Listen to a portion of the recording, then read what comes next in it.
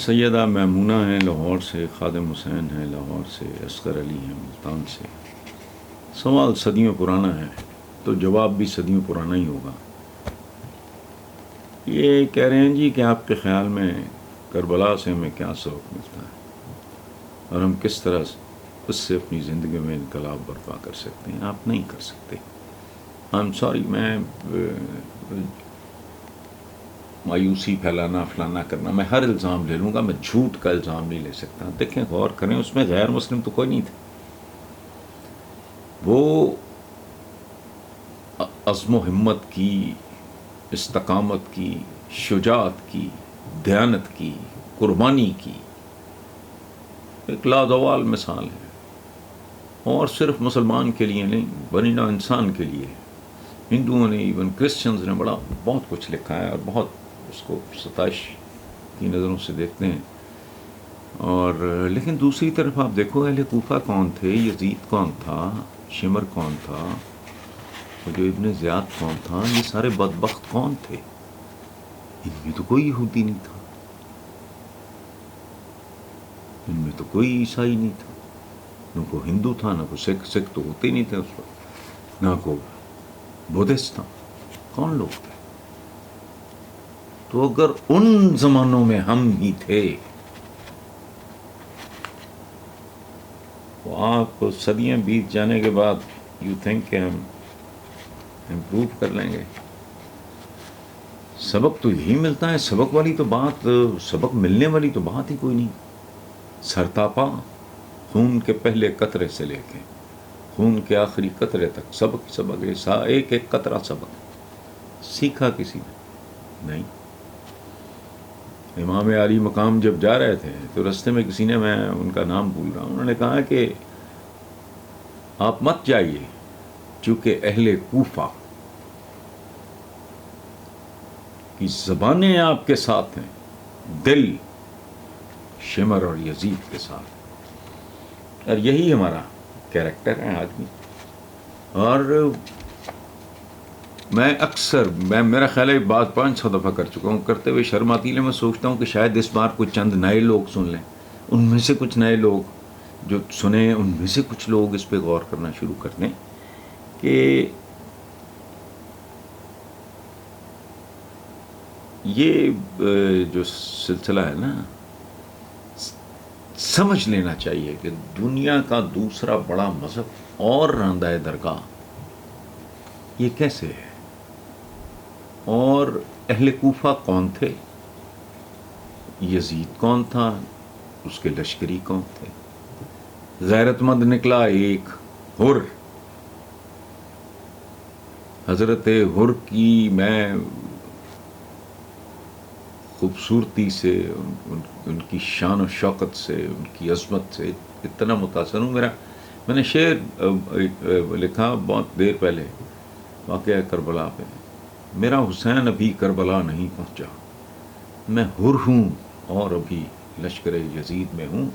مجھے تو کوئی اسلام آباد کے بارے میں دوست پیار محبت کرنے والے بہت، کتنے مہینے ہو گئے چکر نہیں لگا۔ میں نے کہا یار مجھے کوفہ لگتا ہے۔ سو جب تک ہمارے اندر یہ کوفیت باقی ہے، لیکن اگر وہ صدیوں پہلے اتنی راسخ تھی کہ سوائے حر کے، باقی آپ کو اندازہ لگانا، یہ تو تنقید کے قابل بھی نہیں ہے۔ تعریف تو بہت دور کی بات ہے، یہ اس قابل بھی نہیں ہے کہ پڑھا لکھا آدمی ان پہ گفتگو کرے اور سوچے۔ یہ فرقہ بندی اور یہ وہ قرآن پاک میں لکھا ہے، میں تو نہیں کہہ رہا۔ دوسری بات یہ ہے، میں آپ سے ایک سوال پوچھتا ہوں، وہ یہ کہ 75 سال، باقی تو چھوڑیں، اسلام کی ایج تو جتنی ہے وہ مسلمان بچہ بھی جانتا ہے، پاکستان کو 75 سال ہو گئے، تبلیغ اور تبلیغیوں کی تعداد اتنی ہے کہ گنی نہیں جا سکتی، اور ماشاءاللہ بیرون ملک بھی تبلیغیں کرتے ہیں، اندرون ملک بھی لگے رہتے ہیں، بڑے بڑے اجلاس۔ مجھے ایک بات بتائیں، ایک عام اچھے ایوریج بہت اعلیٰ، میں اللہ معاف کرے میں کوئی صحابہ کی بات نہیں کرنا، ایک عام اچھے مسلمان کی ایک خاصیت بھی آپ کو اس معاشرے میں نظر آتی، انصاف ہے، نہ عدالتی انصاف نصیب ہے، نہ اقتصادی انصاف ملتا ہے، ہسپتالوں میں ٹھڈے ہیں، برآمدوں میں پڑے ہیں، ہسپتال کے لانز میں ان کے عزیز و اقارب دھکے کھا رہے ہیں، تھانے نیلام ہوتے ہیں، آپ کے اس امتحانی مراکز نیلام ہوتے ہیں، خالص غذا کا تصور ہی نہیں ہے، اور غذا تو چھوڑیں دوا تک، کہ وہ لانتی لوگ کہاں ہیں؟ میری ایک کلاس فیلو ہیں پرانی، وہ ماشاءاللہ پی ایچ ڈی ہیں، مشیگن یونیورسٹی میں ہیں غالباً، ان کا نام ہے خالدہ ذکی، ڈاکٹر خالدہ ذکی۔ وہ ایک بار بڑے سالوں کے بعد پاکستان آئیں تو میں نے کہا یار اپنا آپ یہ بتاؤ کہ کیا فرق کتنے سالوں کے بعد دکھائی دیا؟ اس نے کہا ہمارے ہاں اسلام نسبتاً بہتر تھا 60s میں، دکھاوا نہیں تھا۔ اب میں دیکھتی ہوں کہ اسماء الحسنہ اللہ پاک کے نام نہر کے کنارے درختوں پہ، کیونکہ اس زمانے میں یہ بہت رواج تھا، آج کل نہیں ہے۔ کوئی اللہ چوک ہے، بسم اللہ ڈرائی کلینر ہے، 6 دکانیں چھوڑو تو نیو بسم اللہ ڈرائی کلینر ہے، اس نے 50 چیزیں گنا دیں، اس نے کہا سارا زور ظواہر پہ ہے، اسلامی شہد، یہ لکھنے کی کیا ضرورت ہے؟ مکھیاں تو ہندو سکھ مسلمان عیسائی یہودی نہیں ہوتی، اسلامی شہد، یہ لوگوں کو بیوقوف بناتے ہیں، شہد گندا ہوتا ہے اور جعلی ہوتا ہے۔ انہوں نے بڑی عجیب و غریب بات کی کہ یہاں دودھ جیسا ہمارے بچپن میں، وہ ظاہر ہے وہ ڈاکٹر خالدہ جو ہیں میرا ہی ایج گروپ ہے، تو ان کا میرا بچپن، میں نے کہا ہاں بالکل ٹھیک ہے، اس نے کہا ہمارے بچپن میں دودھ کو اللہ کا نور کہتے تھے، اور یہ آج بچوں کا دودھ کیمیکل سے بن رہا ہے، بے شرم بے غیرت۔ یہ بھی ایک تو رمضان پہلے اتنی بڑی داڑھی، اتنا بڑا وہ، تو وہ پکڑا کس بات پہ گیا وہ؟ اچھا روز 10-20 لوگوں کو وہ روزہ بھی افطار کراتا تھا، پکڑا گیا وہ بدبخت شیطان، یہ بہروپی ہیں، وہ پکڑا اس چکر میں گیا کہ یہ جو نہیں ہے یوٹیلیٹی سٹورز، اس کے اسٹاف سے مل مل کے پتہ نہیں کتنے من چینی اس نے،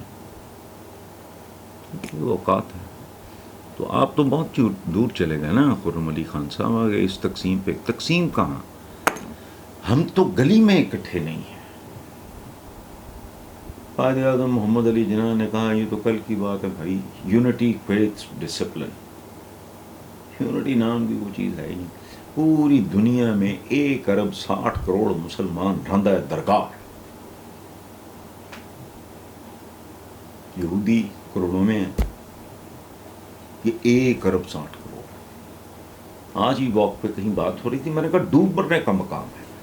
ہوتا یہ ہے کہ ایک نارمل آدمی، ذہین پڑھا لکھا ہونا ضروری نہیں ہوتا ہی ہے، وہ ایک حرکت کرتا ہے نتیجہ الٹ، دوسری بار وہی حرکت کرتا ہے نتیجہ الٹ، وہ چھوڑ دیتا ہے۔